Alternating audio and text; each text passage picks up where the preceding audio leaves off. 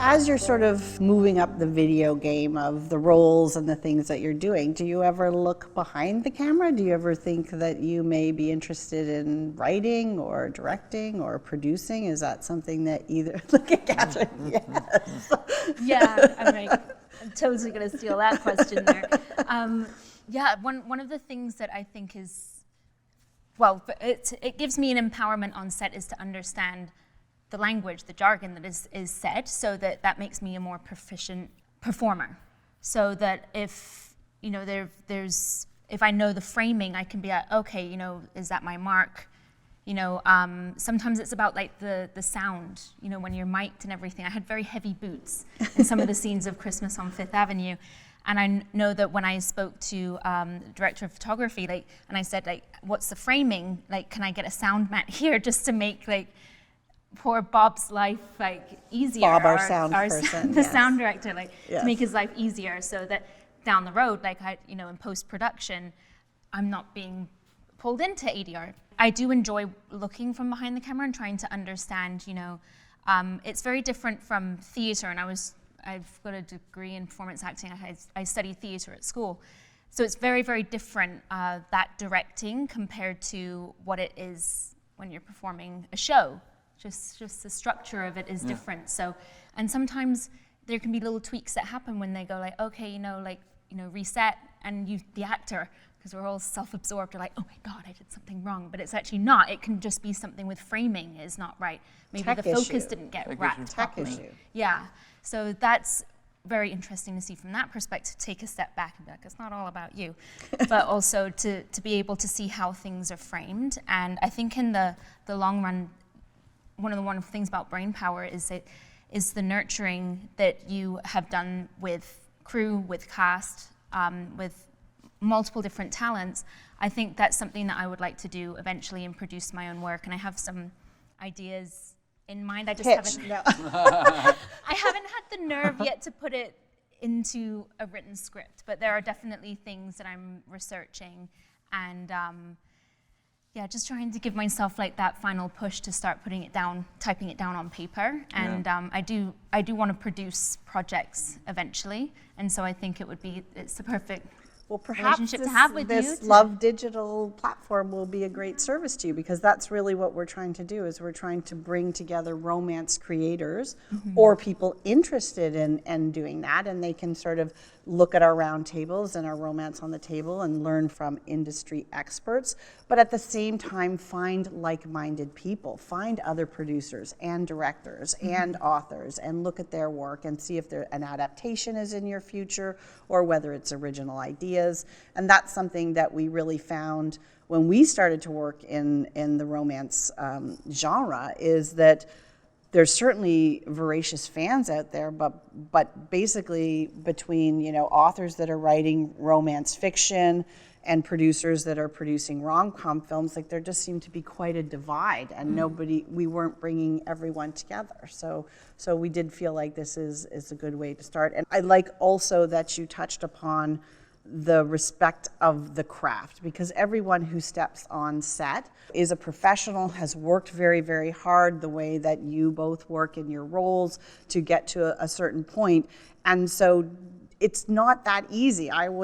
We use this sort of saying all the time in the company, which is, if it was easy, then everyone would do it. And it's very easy for people to say, like, oh, you're just making a Christmas movie, isn't that you just add water? But it's not like that, because if you just added water over and over again, you would just have a big bucket of water. You wouldn't have something that just has texture and life to it and longevity. And that's really what drew us into this genre, was because I believe that someone will always be looking for this kind of content. I mean, we all have significant pressures in our lives, and it's nice to step back and have that passive viewing. And even if, spoiler alert, they're going to get together in the end, and you kind of know that, it's just really going on that journey. And Franco, what about you? Do you think you would ever want to be in charge behind the camera? You know what? Being behind the camera, it's something that does intrigue me. Writing as well. I actually, my grandmother, she's a published poet and novelist. and she's written romance novels in the Italian language. Wow. So there is a dream of mine to produce one of her films. Whether Two pitches in no, one like, interview. it is like I love it it. really is a dream of mine to either be cast or like. But I really know that for my grandmother, she's an incredible artist, and just in her later years of life, she had the opportunity to publish these books, and they're in Italian, so I'd have to translate them, right? But I want to do that for her and for her legacy, because it's really profound. I mean, her poetry is amazing. So I would love to produce one of her books one day. That's a dream of mine. And in terms of writing, I've always tinkered with that idea. It's just I gotta face the fear of doing it. I gotta face it right on. There's I want to write, but I There's can a say I want to vulnerability write. You can to it as co-write. well. I mean, we work with a lot of teams of writers, and it's a real collaboration. And there's other roundtables discussions that we're having with writers together, with screenwriters together, with authors, and writing is the hardest part of the whole journey of making a film, because someone has to take their heart out and put it right in the center of the table. And then people poke at it. Yes. A producer, a buyer, a broadcaster, everybody pokes at that heart. And you have to have, I think that what both of you need and to get through the job that you do and the skin that you must have, because obviously people are judging from every nuance, from getting the job to doing the job to posting the job to then promoting the job and all of that stuff. But writers, tend to sometimes be very solitary, and they tend to not have backup. So again, that's something that, when you're interested in writing, sometimes just look around, and maybe there's somebody who would love to collaborate, because we always talk about collaboration and how that makes every entertainment project just so much better, because the more voices, sometimes it can be overwhelming. There's too many cooks in the kitchen, the pasta's on the ceiling, everybody's crazy. It doesn't make it. But when there's the right voices in and everyone's being heard, that's when something magical happens, and it is on the screen, and then the experience for the viewers is so much better. I can say from a producer standpoint right now, social media for every actor must be a very big challenge. That's not really to do with your craft. We talk about this with the authors, is that as they publish books and, they have to be entrepreneurial. They have to market themselves. And I guess, this new digital age there's a burden with it that I think is falling on the actor's shoulders. So is that something that you've been contemplating, getting serious about? Or it's hard because it's yourself. It is. Tricky. I recently actually got rid of social media, so I do not have any Instagram or Facebook. It was a pretty tough decision to make, but You feel I liberated, felt like it was the right thing to do in my heart. I think social media is a very important tool when done in a healthy way. Yeah. And for the sake of my case, I just didn't think it was serving me in that right way. Now, it could be done to promote, but if I'm not working steadily enough to have to constantly keep promoting on my Instagram, it wasn't serving me in that right manner. And then I felt kind of weird about it, personally inside. I feel that, if there's an opportunity where I get,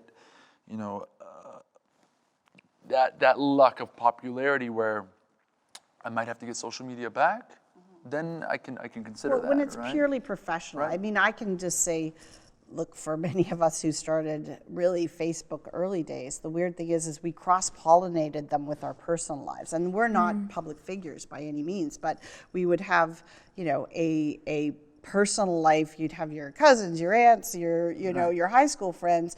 And then, of course, everybody, went to these conferences and industry conferences. So now we have I have a big glob of industry friends in it. And so it's just been a very big challenge for me to figure out how do we even manage it. So I think ultimately, yes, as you move forward, you may need to have just kind of a professional one that really just states you as an actor. That's exactly the thing that myself and Emily are thinking about, just getting one that's probably just specific towards acting. But then you got to start a new following, and how do you build these followers to get to the point of like the network's looking at the numbers, right? How do you fit that box if you don't have that many followers? It's kind of... Well, they'll need to change their perspective too, as you know. I mean, with the digital age, and we benefit so greatly with the cameras being lighter and the lighting being more available, and tech is just generally more available. But it's because, not to go too like in a complete nerd place, but like computation is happening so fast, and that's what's wild. I mean, I think for those of us who've seen the beginnings of social media to then growing to the sort of multi-tentacled thing that it is now, and it almost does need a bit of just a restructure, maybe a step back, maybe a little tear down, and then we come back and see. But you know, I think, and what's your team's been saying to you about it, Kathryn? Not from like my agent manager perspective, but my brother definitely is an advocate for it, and I kind of have shirked away from it for a long time because I am a bit more private in terms of what I get up to, and I can't. Sometimes I put it in the perspective. I'm like, I can't imagine someone's interested if I ate a bagel this morning. But my brother says that sometimes people look at that in terms of what you're following is because it can almost be a tool in terms of promotion for that production company as well. If you have 25,000 followers and then you start promoting that work, that's free advertisement for them as well. So I don't have Facebook. I got rid of my Facebook at least 5 years ago now, and then grudgingly have Instagram. I'm not very good at it because it's a tool itself. There's a whole industry in terms of marketing that has come up, and to be able to push companies and everything. Some places don't even have like a head office. It's literally everything is done through an Instagram account.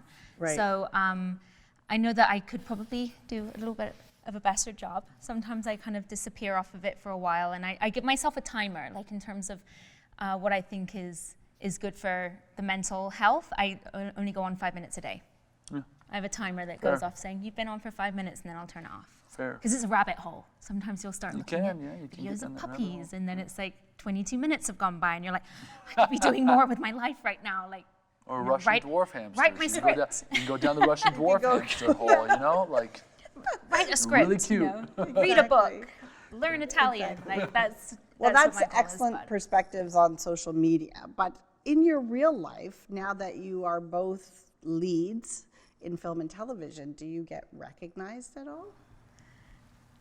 I have had a few funny interactions with people when they've, and in the time of COVID-19, we're only seeing this part of the face, but I did have a client that I knew sort of recognize me. She was watching a movie of the week that I'd done. I shot it late last year, maybe August of last year, and it came out in January of 2021, and she came in and was like, I saw a woman that looked just like you, but she's only ever seen me like this, and she knows that I have this sort of funny hybrid English accent. And she said, she looked just like you. And I said to my husband, that looks just like Kat. I know a girl that looks and I was like, well, what was the movie about? And when she told me the premise, I was like, that was me. So I do get recognized every so often, but not even. And then even, I guess you never know the kind of outreach where projects go to as well. So there's people that reach out, again, through social media, because it is a tool in that way, that I'll have someone say from Oklahoma, rural Oklahoma, and they'll be like, I saw you in this, I loved the movie, and they start following you. So even in the last 6 months since the Netflix show Jupiter's Legacy came out, and I was a superhero in it, I don't last very long, I die, spoiler alert, my social media following doubled because there were people from all over, and then I had another movie that hit #1 for streaming on Netflix in the States. It's very surreal, because I'm like, I filmed that 3 years ago, and it's trending on Netflix in the US, but it's not even up in Canada. So I had a lot of people reaching out to me through that, searching my Well, name. it's the multi-platform stuff. I mean, even Christmas on Fifth Avenue is releasing first on Vizio in the US, which is, yes, the television set box people, but they have their own network. And then it also is going on to a linear channel onto Up TV as well. So it's it's interesting. And I mean, as distributors as well, Brainpower, we sell to the libraries, we have, once a movie now crosses into what we call a second window, it can really just go everywhere now. Because our contracts literally say, and the universe. Like, it's like, we are, these territories, this outer Mongolia, and the universe. So, we all kind of cracked up about 5 years ago. And then now with all these little space jaunts and space station stuff, I'm like, good thing we nailed those Christmas movies down for and the universe. I got a heavy fan base in Uranus. You're terrible. No, they watch you on they TV love while me eating on TV. spam. Well, it was lovely. Thank you both for coming out and just talking a little bit about just how challenging things can be, from the moment that you're auditioning for something, for the moment that you step on set, to the moment that you have to promote. And I will say on behalf of the company Brainpower Studio, it's been a thrill to see you both. Thank you. From the very first auditions of both of you, where Rebecca and I are like, and we want those people to lead a movie. So you ended up in you were a little bit in the, let's bring her out for a few days and see how that goes. So Building. Yeah, Actor role, recurring, supporting. Correct. But always with that in mind. And Vanessa, Vanessa Sears, who you worked with, is someone also that I saw just at early auditioning stage and just said, no. Absolutely. Rebecca and I are now, that's someone who's in our lead stream, and she was able to. She was fantastic to work with. Very beautiful. Thank you, though. Thank you. I Yeah. mean, we've both worked with you multiple times, and you've played an important part in my, career as an actor thus far. And So grateful for the opportunities each time, the trust that you put into us to show up with the goods on the day, and the wonderful crew and everyone that you nurture up through the ranks here as well. It's always wonderful to come back on a set and see the familiar faces. You're building out from there, but there's always a familiarity, and that's a huge comfort as well for an actor, because you show up and you're a daily, and you're showing up and you have to learn names and figure out who you need to report to and go in and do the job and leave with good, hopefully good. Everyone thinking well of you at the end of it. Yeah. So it's always an extra delight to come in on a Brainpower set and know that mostly so Franco and I can talk about soccer, because that's really what we bonded over at the beginning. We got to get the soccer chat. Yes, because Franco is a retired soccer player. Yeah. You did tell me. Tell me that. So actors come from everywhere, now, for sure. All right. Well, thank you guys very much. Thank you. Very good. Thank you.